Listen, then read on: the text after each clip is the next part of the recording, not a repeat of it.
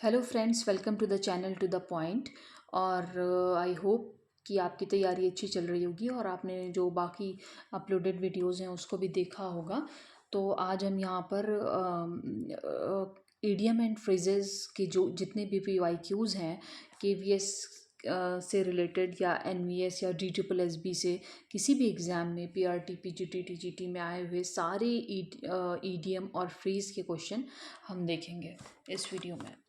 तो पहला क्वेश्चन है हमारा, to keep the ball rolling. तो इसका ये एक ईडियम या फ्रेज जो भी है इसका मीनिंग आपको बताना है। वैसे ये एक ईडियम है तो इसका मीनिंग आपको बताना है, to keep the ball rolling. लेकिन नाम से ही थोड़ा सा आपको क्लियर लग रहा है कि इसका मतलब जो होगा वो किसी भी काम का मतलब कंटिन्यू रहना है। तो इसका बी ऑप्शन हो जाएगा, बी ऑप्शन हो जाएगा। बाकी to meet someone frequently, to surrender, to score someone regularly में से कुछ नहीं होगा। तो सेकंड क्वेश्चन है, बुल इन चाइना शॉप। इसका मतलब क्या होगा? इसका मतलब ये होता है, the final event in the series of unacceptable actions, one who causes damage, unable to understand, make all possible efforts. तो इसका मतलब ये होता है कि वन हु कॉजेज डैमेज, नुकसान का जो भी कारण होता है उसके लिए हम यूज़ करते हैं, उस बंदे को हम बोलते हैं the bull in china shop. ठीक है। और थर्ड क्वेश्चन है, एट वंस फिंगर टिप। ये तो हम लोग अक्सर यूज़ भी करते हैं। इसका मतलब ये होगा, डेयरिंग इज ईजली अवेलेबल, इसका मतलब हो जाएगा। इसका आसानी से किसी भी चीज़ का उपलब्ध हो जाना के लिए इडियम है एट वंस फिंगर टिप। तो हमारा नेक्स्ट क्वेश्चन है, a very small part of something big और होल। इसका क्या मतलब हो जाएगा? इसका मतलब है, free and easy, give him the slip, full monty. See उसका हो जाएगा, a drop in the bucket. किसी भी बड़ी चीज़ का कोई भी एक छोटा हिस्सा होना is the drop in the bucket. ठीक है। लेकिन यहाँ पर हम और भी ऑप्शंस में भी जो भी आपका ईडीएम में फ्रेज दिया हुआ है इसको भी डिस्कस कर लेते हैं, क्योंकि हो सकता है अगले नेक्स्ट टाइम आप जब भी किसी का एग्ज़ाम दें तो वो ये आ जाए। असल मतलब किसी भी PYQ को सॉल्व करने का तभी होता है जब आप उसके सारे ऑप्शंस को अच्छे से एक्सप्लोर करें। तो give him the slip, give him the slip का मतलब होता है टू स्केप समवन। ठीक है। देखिए यहाँ पर हर कुछ लिखना पॉसिबल नहीं है, तो आपको जो पॉसिबल लगे वो आप सुन के नोट कर लिया करिए। टू स्केप समवन, इसका अगर हम एग्जाम्पल देखेंगे तो इसका एग्जाम्पल है like, the robber gave the police the slip. ठीक है। The robber gave the police the slip. और नेक्स्ट है फुल मॉन्टी। फुल मॉन्टी का मतलब ये होता है कि एवरीथिंग विच इज़ नेसेसरी और पॉसिबल, वो फुल मॉन्टी उसको बोलते हैं, उस इडियम को। Free and easy is easy, so we can move ahead. Next question is, cry wolf. Cry wolf का मतलब क्या होता है? Intentionally raise a false alarm. पहला ऑप्शन ही सही है इसका। क्राई वुल्फ का मतलब ये होता है कि मतलब बिना किसी वजह के शोर मचाना, या फिर मतलब कोई रीज़न नहीं है फिर भी आप शोर मचा रहे हैं, रो रहे हैं, तो that is cry cry wolf. Next question हमारा है, नेक्स्ट क्वेश्चन हमारा सिक्स्थ है, और वो ये है कि टू मेक का मिस्टेक के लिए कौन सा इसमें इडियम आएगा? Doggy bag, drop the ball, done to death, dark horse. तो इसके लिए टू मेक ए मिस्टेक के लिए जो इडियम आएगा, drop the ball, drop the ball. ठीक है, टू मेक ए मिस्टेक। तो बाकी भी हम देख लेते हैं। डॉगी बैग, देखिए इसको बोलते हैं, मतलब ये एक ऐसा कंटेनर होता है ना कि जो भी बचे हुए खानों को ले जाने का काम करता है। Okay, a container use to carry leftover food. किसी भी रेस्टोरेंट से, किसी भी फंक्शन से अगर खाना बच गया है तो उस खाने को ले जाने के लिए जो कंटेनर होता है उसको हम डॉगी बैग बोलते हैं, डॉगी बैग। ठीक है। और डन टू डेथ का मतलब ये होता है कि किसी भी चीज़ को रिपीटेडली तब तक करते रहना, मतलब वो एकदम बोरिंग या थकाऊ ना हो जाए। Okay, I hope that you understand to repeat something so often and that it becomes boring और टायरसम. ओके. डार्क हॉर्स का मतलब ये होता है कि अनएक्सपेक्टेड विनर. ओके. होता नहीं कभी कभी इलेक्शन में हमें जिसकी उम्मीद नहीं होती है वो इलेक्शन जीत जाता है, तो वो डार्क हॉर्स होगा. लेकिन ये सिर्फ इलेक्शन से ही रिलेटेड नहीं है. यहाँ पे हम किसी भी उसके लिए ये वर्ड ईडीएम यूज़ कर सकते हैं. जैसा कि कोई आपका दोस्त है, चोरी छिपे पढ़ रहा है और आपको पता है अरे वो तो पढ़ ही नहीं रहा है, लेकिन वो तो एग्ज़ाम में टॉप कर गया, तो ही और she will be a dark horse. इसमें एक ये भी है, एथनिक क्लेंजिंग. आई थिंक ये तो आप एथनिक नहीं है. ओके, वो नेक्स्ट में है.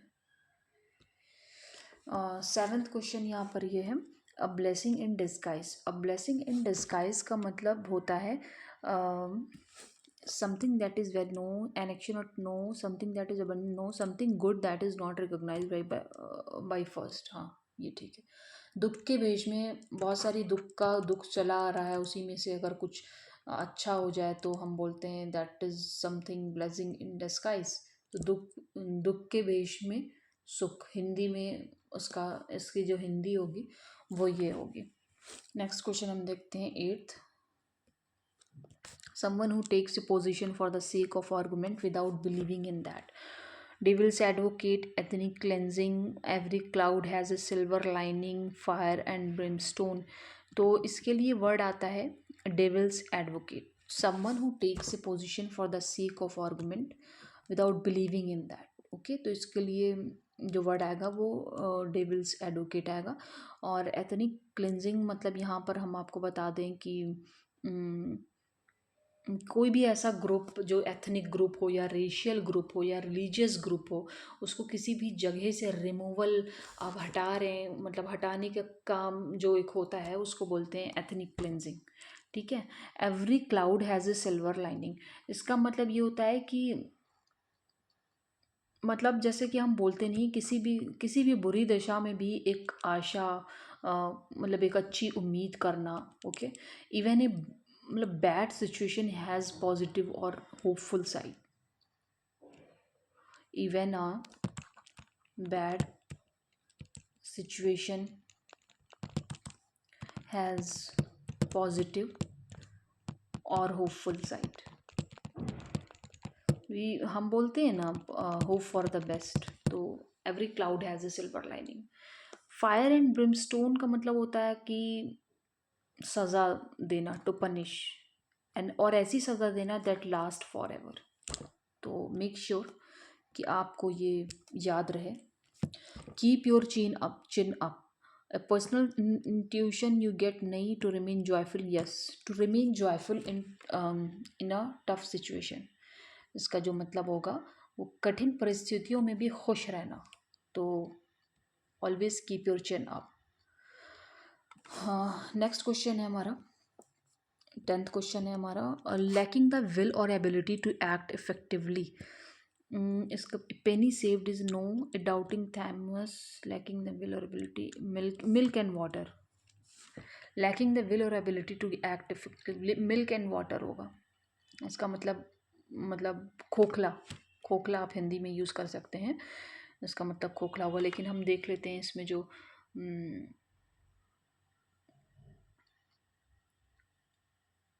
Milk and water, doubting.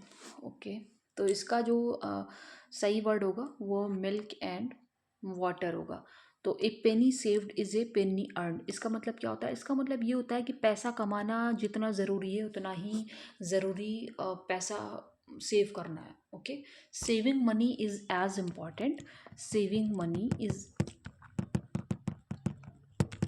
as important as earning it. Okay. Doubting Thomas का मतलब ये होता है कि कुछ भी, कुछ कुछ लोग ऐसे होते हैं ना जो कुछ भी बिना देखे, जब तक उनको कोई प्रूफ ना दिया जाए तब तक वो उस पर बिलीव नहीं करते। Person who refuses to believe anything until they are shown proof. Okay, तो डाउटिंग थॉमस मतलब ये हो जाएगा। A lost cause, lost cause मतलब ये होता है कि मतलब समवन और something that has no chance of succeeding. ठीक है, समवन और समथिंग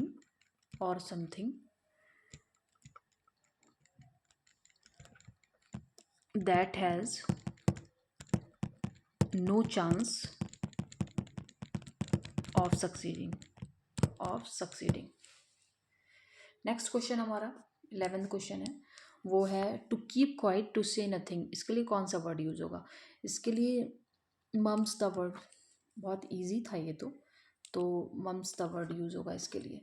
और भी हम यहाँ पर देख लेते हैं। Hit the sack, hit the sack का मतलब होता है सोने जाना, गो टू स्लीप। तो बेसिकली आप लोग यहाँ पर एक इंग्लिश लैंग्वेज सीख रहे हैं, तो make sure that you use these words or idioms or phrases in your daily life.